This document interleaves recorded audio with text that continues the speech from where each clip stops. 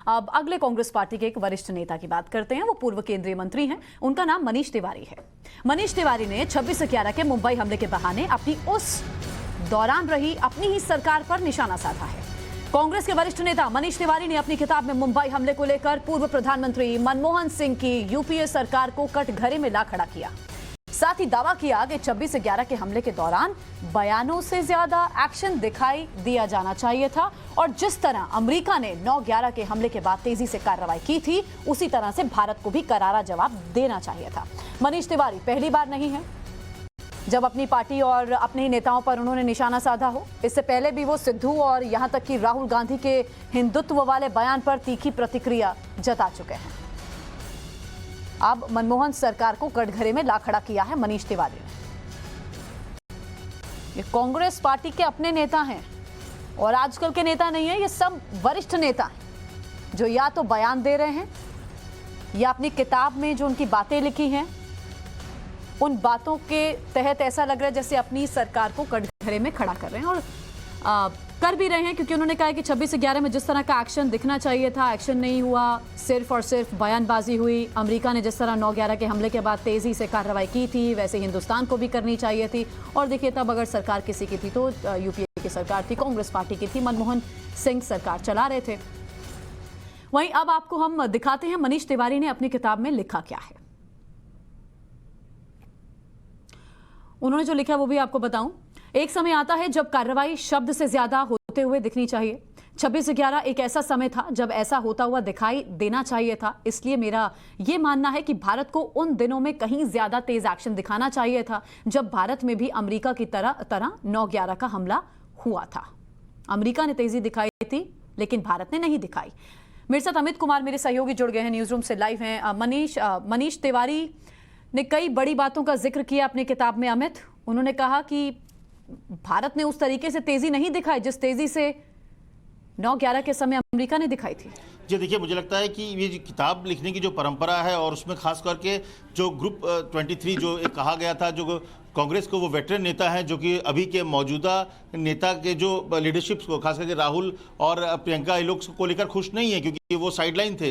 तो बाकायदा G23 group बना था जिन्होंने बाकायदा चिट्ठी भी लिखी थी कि चुनाव हो, तमाम चीज़ें हों। हालांकि CWC मीटिंग के बाद ये कहा गया कि कोई G23 नहीं है, लेकिन जिस तरह की बात सामने आ रही है, मनीष तिवारी ने इससे पहले भी सवाल उठाए हैं और इस बार कम से कम अपनी यूपीए सरकार पर ही पूरे सवाल खड़े कर दिए जब वो कह रहे हैं कि 26/11 के दौरान यूपीए सरकार का जो रवैया होना चाहिए था, जो एक सरकार स्टेट गवर्नमेंट बने, जो सेंट्रल गवर्नमेंट को जो इतने बड़े आतंकी हमले के बाद जिस तरह से कड़ाई से सख्ती से सामने आना था वो नहीं आया। उन्होंने कहा कि बयानबाजी तो आई लेकिन कुछ होते हुए नहीं दिखा। ये अपने आप में बताता है कि उस समय जो सरकार थी कितनी कमजोर है और ये खुद उस समय मंत्री भी रह चुके थे यूपीए में। मनीष तिवारी वो अगर सवाल खड़े करते हैं तो मुझे लगता है कि इससे बड़ी बात और कुछ नहीं हो सकती। और ये पिछले कुछ दिनों से लगातार ये सवाल खड़े कर रहे हैं, चाहे राहुल गांधी पर हो या कांग्रेस पार्टी पर इस तरह की बातें हो रही है। लेकिन मनमोहन सिंह और मनमोहन सिंह की सरकार पर इस तरह के सवाल खड़े करने बताता है, हालांकि इस तरह के सवाल उस समय दिख रहे थे, सबने कहा कि इस तरह से एक्टिविटीज नहीं होनी चाहिए थी आतंकी हमला होने के बाद। लेकिन मुझे लगता है कि ये बहुत ही शर्मसार करने वाला बयान है और यूपीए सरकार को लेकर जो कि उनके कांग्रेस के नेता इस तरह के सवाल मनमोहन सिंह पर और यूपीए सरकार के रवैये पर उठा रहा है कि 26/11 पर हम कुछ नहीं कर पाए, अगर करना था तो अमेरिका जैसा कुछ बड़ा करना था जो कोई करने में असफल हो गई थी यूपीए की उस समय की मनमोहन सरकार। मतलब अपनी ही पार्टी को कटघरे में ला खड़ा किया ना मनीष तिवारी ने। यही तो दिक्कत है, कांग्रेस पार्टी को आईना उन्हीं के नेता दिखा रहे हैं, लगातार दिखा रहे हैं। कोई एक बार नहीं, पिछले कुछ दिनों से देखिए तो चाहे राहुल हो, सोनिया हो, उनके फैसले पर सवाल खड़े हो रहे हैं और अब यूपीए सरकार पर सवाल खड़े हो रहे हैं कि इस तरह से जो चीजें हुई उस समय नहीं होनी थी, सिर्फ उस समय बयानबाजी हुआ। जो एक्शन होना चाहिए था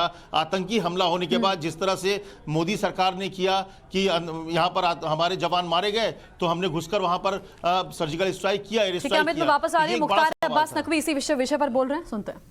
एक तरफ उनकी नीयत में खोट दिखाई पड़ता है, दूसरी तरफ किसानों के हितों पर चोट दिखाई पड़ती है। और जिस तरह का कई लोग इसमें अफवाहें फैला रहे थे, आशंकाओं का बाजार गर्म कर रहे थे, जो अफवाहें और आशंकाओं का बाजार गर्म कर रहे थे, आज वो खिलाड़ी बाजार में दिखाई पड़ने लगे हैं। आज उनकी नीयत और उनकी जो सोच है और उनकी षड्यंत्र और साजिशें क्या थी वो सामने दिखाई पड़ रही हैं। अभी इस मसले पर प्रतिक्रिया नहीं आई है बीजेपी की। हमें इंतजार है कि मौजूदा केंद्र सरकार मनीष तिवारी के इस बात पर क्या बोलती है।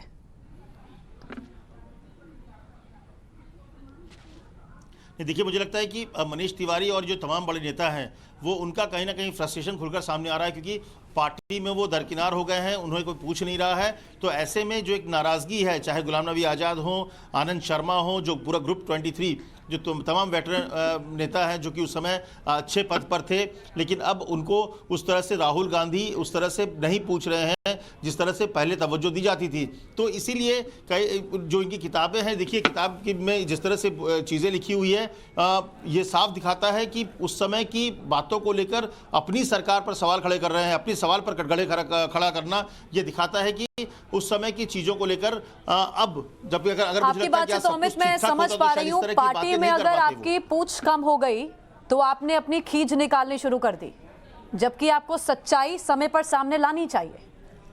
जरूर, अगर आप उस समय था सवाल आपको उठाना चाहिए। अगर आप इतनी जिम्मेदारी से इस बात को कह रहे हैं तो आज किताब बेचने के लिए आपने इन बातों को लेकर सामने रखा, क्योंकि उस समय अगर आप सवाल उठाते तो पूरे देश की जनता आपके साथ खड़ी होती, क्योंकि तब लगता कि आप सच्चाई से सामने खड़े हो रहे हैं, क्योंकि सरकार को, यूपीए सरकार ने आतंकवाद के खिलाफ वो जवाब नहीं दिया। लेकिन आज क्योंकि आप पार्टी में दरकिनार हैं, आप एक पार्टी के खिलाफ बयानबाजी कर रहे हैं, उसी कड़ी में इसे देखा जाएगा। लेकिन इन सब के बावजूद उस समय की मनमोहन सरकार पर भी सवाल खड़े होते हैं, और जब अपने सवाल खड़े करते हैं तो लोग उन्हें देखते हैं और उनको कहीं ना कहीं लोगों को भरोसा होता है कि उस समय भी ऐसे ही हुआ होगा। क्या आने वाले चुनाव पर भी इसका असर दिखेगा अमित? चुनाव पर कितना असर पड़ेगा, लेकिन हाँ, कांग्रेस के भीतर की जो चीजें हैं वो खुलकर सामने आती जा रही है कि इस अंदर जो सब कुछ कहा गया था कि सब कुछ अब ठीक कर लिया गया है, वो ठीक फिलहाल नहीं है। कांग्रेस के अंदर बवाल चल रहा है और धीरे धीरे ये और तेज होता जा रहा है। अमित, सबसे बड़ी बात आप देखिए, राजस्थान में तो नेताओं को संतुष्ट करने के लिए आपने पूरा मंत्रिमंडल में फेरबदल कर दिया, उसके बाद भी संतुष्टि नहीं है। गहलोत के सलाहकार अभी भी पायलट पर सवाल उठा रहे हैं, और कांग्रेस पार्टी से छोड़ के लोग टीएमसी में जा रहे हैं, एनसीपी में जा रहे हैं। नीच जैसे बयान मणिशंकर अय्यर प्रधानमंत्री के लिए दे चुके हैं। अभी उन्होंने आजादी को लेकर कहा, अब मनीष तिवारी पोल खोलते हुए दिख रहे हैं। तो ये तो दिक्कतें बढ़ाएंगे फिर कांग्रेस पार्टी की। अमित, नहीं, मुझे लग रहा है कि दिक्कतें बढ़ाएंगी क्या, लगातार दिक्कतें कांग्रेस की बढ़ रही है। कहीं ना कहीं पूरा दिख रहा है कि एक जो लीडरशिप अगर ऊपर में स्ट्रांग होता है तो पार्टी के भीतर जो नेता होते हैं उस लीडरशिप को फिर फॉलो करते हैं। पार्टी में दिक्कत यह है कि कांग्रेस में कोई लीडरशिप नहीं है। एक तरह से अगर आप कहें, भले ही सोनिया गांधी कहे कि वो एक तरह से पूर्वकालिक अध्यक्ष है, लेकिन वो लीडरशिप नहीं है। कांग्रेस के नीचे कोई सोनिया राहुल को अब उस तरह से नहीं ले रहे हैं, उस तरह से उन लीडरशिप को नहीं मान रहे हैं। और यही वजह है कि तमाम जगह में, चाहे आप छोटे छोटे राज्य से ले या फिर बड़े राज्य में मध्य प्रदेश और राजस्थान तक ले, वहां पर नाराजगी खुलकर है और खुलकर लोग अपनी नाराजगी को जाहिर कर रहे हैं और पार्टी छोड़ रहे हैं। तो मुझे लगता है कि ये वक्त है इंट्रोस्पेक्ट करने का, पार्टी को, बड़े नेताओं को ये सोचने का, खास करके लीडरशिप को, गांधी परिवार को, कि आखिर ऐसा क्यों हो रहा है कि हर कोई उनका साथ छोड़ता जा रहा है, जो उनके अपने थे उनके खिलाफ खड़े हैं। तो पार्टी के भीतर कांग्रेस, मुझे लगता है, उस दौर से गुजर रही है जहां से निकलने में उनको थोड़ा टाइम लगेगा, लेकिन पूरी कोशिश होगी कि निकले। लेकिन अपने सबसे बुरे दौर से कांग्रेस कहीं ना कहीं गुजर रही है। अभी वापस लौट रही हूं अमित, शहजाद पूनावाला ने इस समय ट्वीट किया है। क्या ट्वीट किया वो भी हम दर्शकों को दिखा दें। Rahul Gandhi and Congress consistently echo the Pakistani line on every issue, Hindutva 370 and surgical strikes. Today, as we approach the 13th anniversary of 2611, the Congress must tell us what or who prevented a robust response post 2611 like we saw post Uri and Pulwama.